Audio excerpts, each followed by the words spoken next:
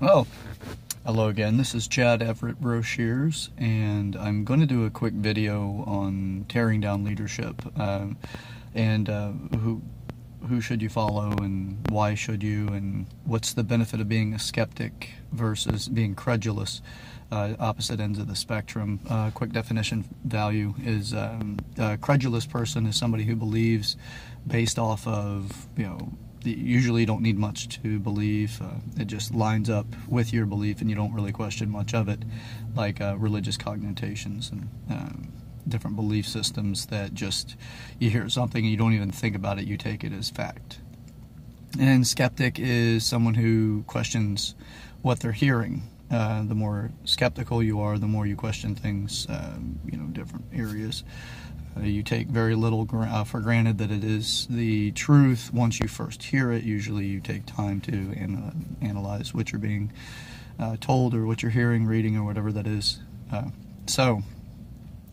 With that quick definition out of the way, a friend of mine, this is a good friend of mine, I'm not sure exactly what his space was yesterday or during this conversation that I'm mentioning, but he saw that because I didn't go through some of the tragedies that he's gone through in his life, that what I have to say in my life experiences are null and invalid because I don't have those challenges present in my own life. And I don't discredit that viewpoint to the extent that I can't relate to some of the deeper pains that he felt, that he's gone through because of my own lack of going through it, but it doesn't mean that I should remain silent when I have viewpoints that seem to offer value to people. So with that, some of the involuntary things that can come out of that is, people may not share. Right, may not share their life experiences because you get into this trump card game of, well, my life's experience is worse than yours, so therefore you don't have a right to speak. I get it. It sucks to go through some horrible life challenges, especially when you've gone that far into something painful. It can become an isolated, lonely place. You can liken this to people with PTSD. Some of their experiences can very well be that no one else has known. You can't relate. You don't know what I've gone through. So how can you help and how can you benefit me because of these things that I've experienced that you haven't? So I can get it, and I'm compassionate towards it. I don't come from a place of presuming that I know everything or that I've had all life's experiences or anything like that. If anything, I'm looking to inspire others to share their life's challenges with me, to share their life's challenges with others.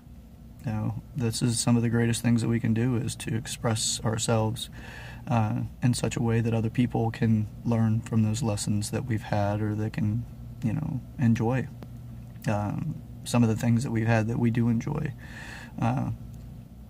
So with that, we tear down leadership for different ways and in different forms.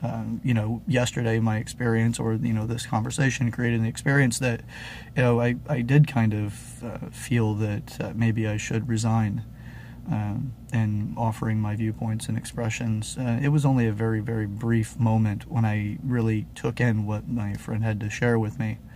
I'm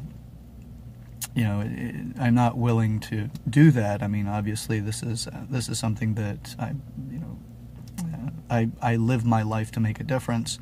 I don't feel that it's necessary that I hold a child's severed arm in my hands in order to understand every person's pain on the planet, but I can promise you that I get your pain.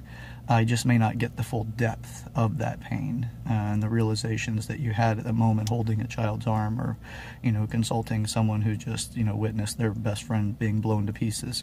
I don't take that from you at all, and I'd rather that it becomes something that becomes an obsolete part of our past, that we evolve ourselves as a species past the need to blow each other up because of belief system differences.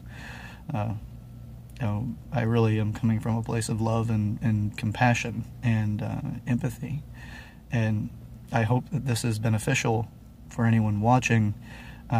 We're going to be, anytime you step up to do something in your life, it will always be challenged, and you'll be challenged for different reasons. Yeah, I'm certain that my friend wasn't out to stop me because I desire to, lead a revolution of development and evolution. I don't think his intentions were to stop me in that kind of context. I believe his position was just that he's in a lonely place, that it's not a lot of people can express their experience there. Not a lot of people even want to hear what somebody like that's gone through, and it sucks. But you act the way you act, and you behave the way you behave, and if it affects you to, lash out, then you're going to do that. But for being the mature adults and being mature people, it's what you do with once you've been lashed on, or whenever you've been lashed out, when you have lashed out. It's not permanent. There's nothing to hold against anyone in this. It's just a learning experience. So with that, tearing down leadership comes in many forms, and it's not always malicious or anything like that. It's just, sometimes it's that we just haven't related, and, it's sharing their opinions. So with that, I appreciate any feedback.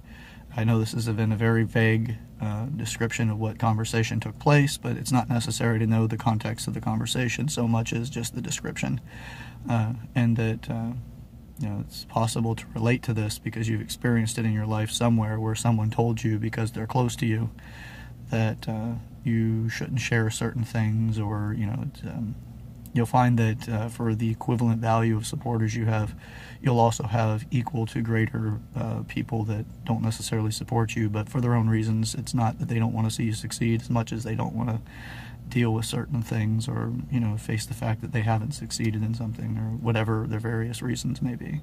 Not in any way saying that that's my friend's position, but there's going to be some truth in a lot of the things that we experience. So with that, hope this video has been of value, and I look forward to feedback.